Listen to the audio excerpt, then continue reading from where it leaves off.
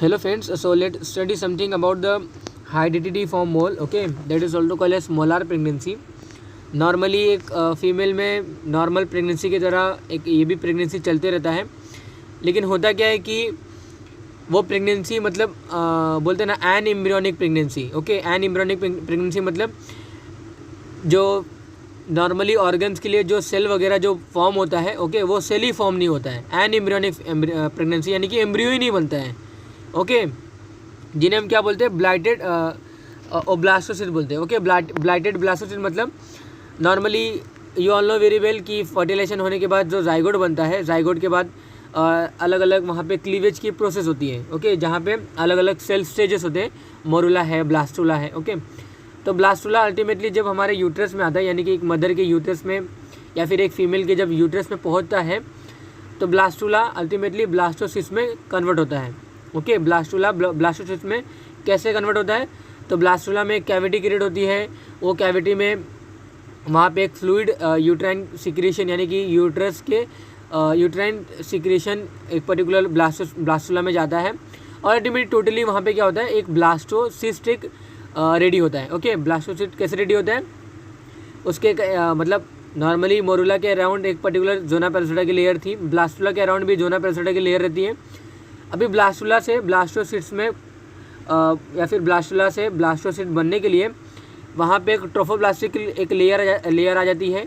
Okay, then वहाँ पे एक कैविटी क्रिएट हो जाती है, और अंदर उस कैविटी के एक पर्टिकुलर एक पेरीफेरी में क्या होता है, एक ग्रुप ऑफ सेल अटैच होते हैं ट्रोफोब्लास्टिक सेल में. ओके, ट्रोफोब्लास्टिक सेल के साथ एक ग्रुप ऑफ सेल अटैच हुए रहते हैं. ओके, जिन्हें हम क्या बोलते हैं, इनर सेल मास बोलते हैं या फिर एम्ब्रियोनल सेल बोलते हैं. वो अल्टीमेटली जो एम्ब्रियो होती है या फिर जो अलग अलग जो ऑर्गन्स है, उस पर्टिकुलर ऑर्गन को बनाने के लिए वो सेल रिस्पॉन्सिबल होते हैं. ब्लाइटेड ब्लास्टोसिस्ट मतलब क्या होता है कि वो जो सेल है ना, वहाँ पे नॉर्मली ट्रोफोब्लास्टिक सेल रहता है, कैविटी रहती है, लेकिन जो पेरीफेरी पे जो सेल था, इनर सेल मास जिन्हें हम बोल रहे थे, वो सेल नहीं रहता है. ओके, उन्हें हम क्या बोलते हैं, एन एम्ब्रियोनिक प्रेगनेंसी बोलते हैं. ओके, तो blighted blastocyst lead to the death of embryo. Ultimately high DTT form mole ये बना कैसे, इन्हें मोलर प्रेगनेंसी भी बोलते हैं. इनमें मतलब इस पर्टिकुलर प्रेगनेंसी में होता है कि नंबर ऑफ मोल्स क्रिएट हो जाते हैं. ओके, मोल्स मतलब you can say particular moles, you can imagine a mole that nothing but fluid filled एक पर्टिकुलर कैविटी, या फिर you can say fluid fill एक ऐसे नंबर ऑफ ऐसे सिस्ट बन जाते हैं. ओके, जिन्हें हम क्या बोलते हैं, मोल बोलते हैं. ओके, तो blighted blastocyst lead to the death of embryo. Normally ये एबनॉर्मलिटीज़ ऑफ ब्लास्टोसिस्ट के कैटेगरी में आता है. इसमें होता है कि जो ब्लाइटेड जो ब्लास्टोसिस्ट होता है ना, अल्टीमेटली उसके अंदर कोई एम्ब्रियोनल सेल नहीं होता है. ओके, और जो उसके अराउंड जो एक ट्रोफोब्लास्टिक जो सेल की लेयर है, ओके, वो ट्रोफोब्लास्टिक सेल अल्टीमेटली उसका प्रोलिफरेशन होता है. ओके, उनमें हाइपरप्लेजिया हो जाता है. ओके, उनके प्रोलिफरेशन एक्सेसिव हाइपरप्लेजिया होता है.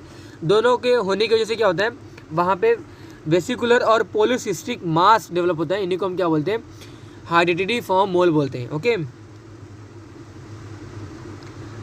तो blighted blastocyst lead to the death of embryo followed by excessive proliferation of trophoblastic cells, okay, to form a vesicular or polycystic mass. Okay, that is called as a high DTT form mole. Okay, actually when the embryo die, the developing villi could not develop further. Okay, यानी कि before implantation या फिर after the implantation, ये दोनों के cases में देखने को मिल सकता है.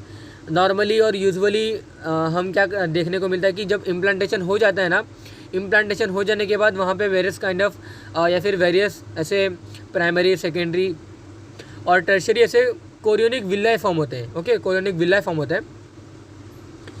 तो अगर वहाँ पे जो डेवलपिंग जो विल्लाई होता है ना, अगर ये पर्टिकुलर ब्लाइटेड अगर ब्लास्टोसिस्ट है, तो जो डेवलपिंग जो विल्लाई होता है ना, उसका डीजनरेशन हो जाता है, यानी कि दे गेट डीजनरेटेड. और वहाँ पे डीजनरेटेड हो जाने के बाद जो ये हाइपरप्लेजिया और जो प्रोलिफरेशन होता है ना ट्रोफोब्लास्टिक का, वो अल्टीमेटली उस पर्टिकुलर साइट में भी वहाँ पे भी जाके वो क्या करते हैं, जो हाइपरप्लेजिया और जो प्रोलिफरेशन हो रहा है ट्रोफोब्लास्टिक सेल का, उसको वो फर्दर करते हैं. ओके, तो इससे होता क्या है कि ये देखिए यहाँ पे वही लिखा गया है, the developing villi could not develop further, क्योंकि लैक ऑफ ब्लड सप्लाई हो गया है। They start degenerating and cyst swelling develop in degenerating villi, okay. And the mole secretes higher level of human chorionic gonadotropin यानी कि SCG। वहाँ पे number of cystic या फिर नंबर ऑफ मोल बन जाते हैं, ओके। इमेज में आपको दिखता होगा क्लियरली कट आपको इमेज, ऐसे number of images I have added in this particular video, okay. तो clinical feature of hydrated form mole are preeclampsia during the first trimester, okay. Elevated level of SCG यानी कि human chorionic gonadotropin, okay. अगर ज़्यादा बढ़ गया है तो that is a indicative or that is a feature of hydrated form mole, okay. In large uterus and bleeding, normally hydrated form mole को molar pregnancy or an embryonic pregnancy बोलते हैं, यानी कि विदाउट एम्ब्रियो के जो pregnancy होती है उन्हें क्या बोलते हैं, एन एम्ब्रियोनिक प्रेगनेंसी बोलते हैं, ओके।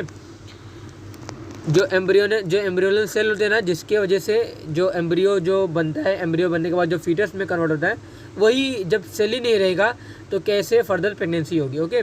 तो अल्टीमेटली जब ब्लाइटेड ब्लास्टोसिस्ट रहता है, ब्लाइटेड ब्लास्टोसिस्ट फॉलोड बाय जो ट्रोफोब्लास्ट की जो सेल की जो लेयर होती है उनमें स्वेलिंग, उनमें सिस्ट फ्लूइड सिस्ट बनता है, उनमें मतलब उनके सेल जो ट्रोफोब्लास्ट की जो सेल होते हैं वो फर्दर उनके नंबर में प्रोलिफरेशन होता है, they get divided and divided, okay, more and more they get divided.